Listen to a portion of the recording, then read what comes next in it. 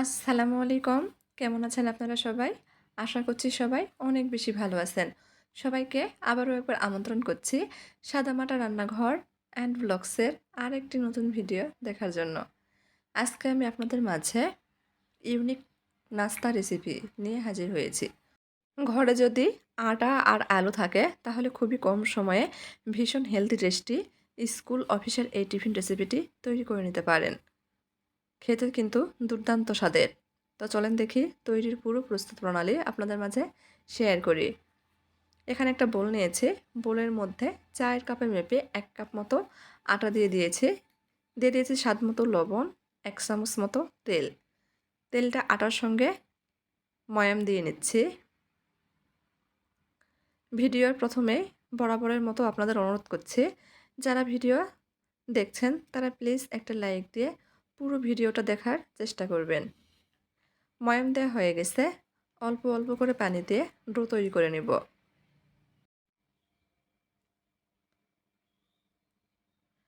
Do খুব বেশি শক্তও করব না, আবার অনেক বেশি নরমও করে তৈরি করব না।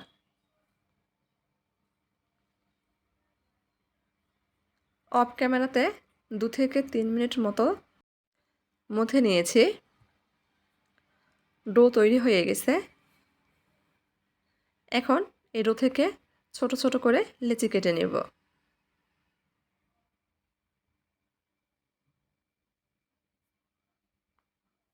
চায়ের কাপে মেপে 1 কাপ আটাতে বেশ অনেকগুলোই নাস্তা তৈরি করা যাবে।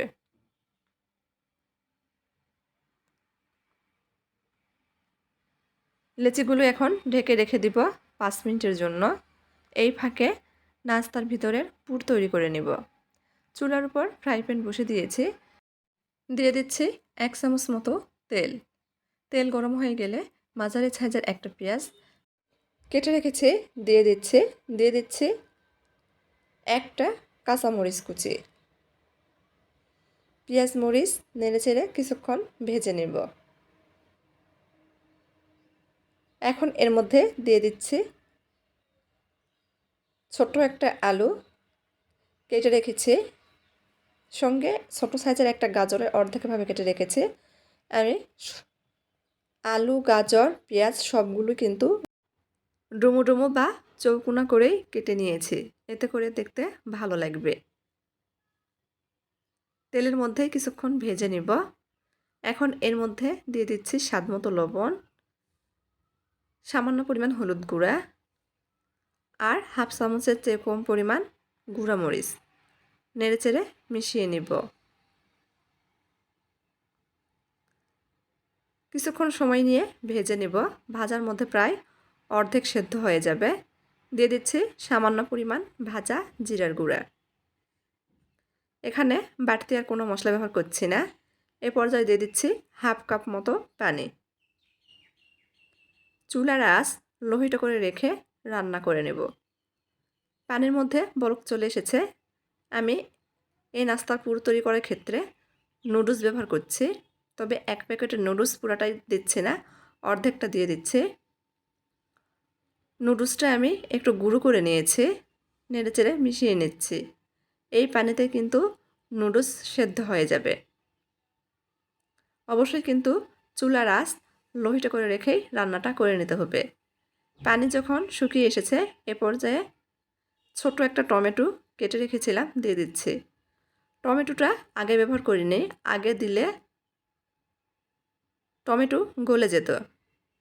দিয়ে দিচ্ছি নুডলসের যে প্যাকেট মশলা থাকে সেই মশলা থেকে অর্ধেকটা পরিমাণ মশলা ব্যবহার করেছি, নেড়েচেড়ে মিশিয়ে নিচ্ছি। এই পুরের মধ্যে কিন্তু কোনো প্রকার পানি রাখা যাবে না, একটু ভাজা ভাজা করেই উঠিয়ে নিতে হবে।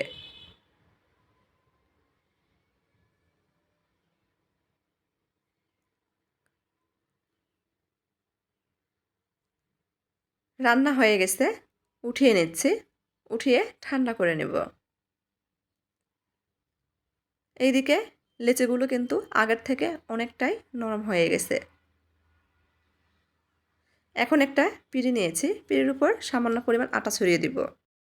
একটা লেচি নিয়ে নিচ্ছি, পাতলা করেই রুটি বেলে নেব। যতটা সম্ভব পাতলা করে বেলে নিতে হবে।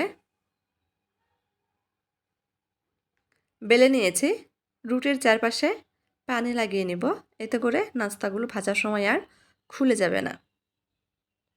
পানি লাগিয়ে নিয়েছি। মাঝখানে তৈরি করে রাখা নুডলস, আলু, গাজরের পুর দিয়ে দিয়েছি। এক পাশ থেকে ভাজতে নিচ্ছি, অপর পাশে ভাজতে নিব। অনেকটা মোগলাই পরোটার মতো ভাজতে নিচ্ছি। একটু চেপে চেপে ভাজতে নিতে হবে যাতে খুলে না যায়। একটা নাস্তা তৈরি করে নিয়েছি, আরও একটা তৈরি করে দেখিয়ে দিচ্ছি। আবারও একটা রুটি বেলে নিয়েছি, চারপাশে পানি লাগিয়ে নিয়েছি। মাঝখানে তৈরি করে রাখা পুর দিয়ে দিচ্ছি। মোগলাই পরোটার মতো করে ভাজতে নিচ্ছি। আমি আজকে আমার পছন্দ মতো সবজি ব্যবহার করেছি। আপনারা চাইলে আপনাদের পছন্দ মতো যে কোনো সবজি দিয়ে নাস্তার পুর তৈরি করে নিতে পারেন। আবার চাইলে নুডলস কিন্তু স্কিপ করতে পারেন। সবগুলো নাস্তা তৈরি করে নিয়েছি, এগুলো ভেজে নেওয়ার পালা। চুলার উপর আবারও ফ্রাই প্যান বসে দিয়েছি। দিয়ে দিচ্ছি প্রায় 2.5 থেকে 3 টেবিল চামচ মতো তেল। তেল গরম হয়ে গেলে নাস্তাগুলো দিয়ে দিচ্ছি। খুব বেশি তেলে নাস্তাগুলো ভাজার প্রয়োজন নেই। সামান্য তেলে কিন্তু অনেক মুচমুচে করে ভেজে নেওয়া যায়। এক পাশে হালকা ভাজা হয়ে গেলে উল্টিয়ে দিব। চুলার আঁচ কমিয়ে রেখে নাস্তাগুলো ভেজে নিচ্ছি। উল্টিয়ে পাল্টিয়ে মুচমুচে করে ভেজে নিব।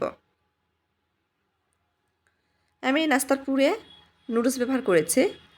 বাচ্চারা অনেক পছন্দ করবে। শুধু বাচ্চারা না, ছোট থেকে বড় সবার অনেক পছন্দ হবে। আবারও তৈরি করতে বলবে। ভাজা হয়ে গেছে, উঠিয়ে নিচ্ছি। একইভাবে সবগুলো নাস্তায় বা টিফিন ভেজে নেব। ভেজে নিয়েছি, পরিবেশন করে নিয়েছি। দেখেন মাশাআল্লাহ, দেখতে কতটা লোভনীয় লাগছে। একবার এই নাস্তাটি তৈরি করে বাচ্চাদের টিফিনে দিবেন। টিফিন বক্স কিন্তু খালি আসবেই ইনশাআল্লাহ। এখন একটা নাস্তা ভেঙে শেয়ার করছি। কতটা ফুলকো মুচমুচে আর পুরে ঠাসা এই নাস্তা, দেখেই বোঝা যাচ্ছে, তাই না?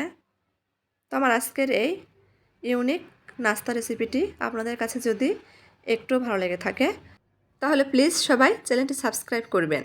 লাইক, কমেন্ট, শেয়ার করে নিয়মিত চ্যানেলের পাশে থাকবেন। অফ ক্যামেরাতে ভেঙে নিয়েছি, ভিতরে কিন্তু একদম পুরে ঠাসা। তো সবাই ভালো থাকবেন। আল্লাহ হাফেজ।